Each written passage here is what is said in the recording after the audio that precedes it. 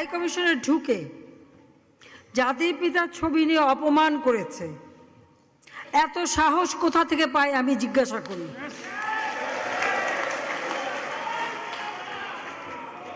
আমি জানি না আমাদের হাই কমিশনার এখন কারা বসেছিল এবং তারা সেখানে কিছুই করতে পারলো না কেন, সেটাও বড় প্রশ্ন। আর আমি আমার প্রবাসী যারা বাঙালি, না আমার প্রবাসী বাঙালিদেরও আমি বলবো যে যারা এই ঘটনাগুলি ঘটিয়েছে তারা চলাফেরা করে না, তাদের দেখেন না। যে হাত দিয়ে জাতির পিতার ওই ছবি নিয়ে তারা ভেঙেছে, তাদের যা উপযুক্ত করা উচিত সেটা করতে হবে।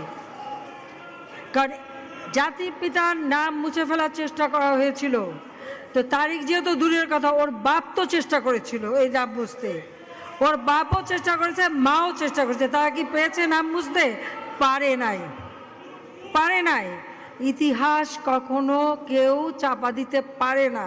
আর জাতির পিতা তার 7 মার্চে ভাষণে বলে গেছে যে বাঙালিকে কেউ দাবায় রাখতে পারবে না, পারে নাই দাবায় রাখতে। তা আজকে এত বড় দুঃসাহস হয়ে যায়।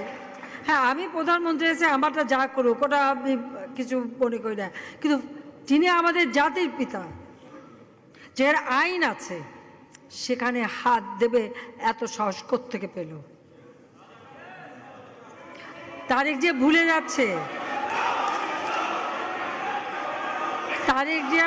যাচ্ছে যে তার মা দুর্নীতি করে জেলে গেছে। আস্তে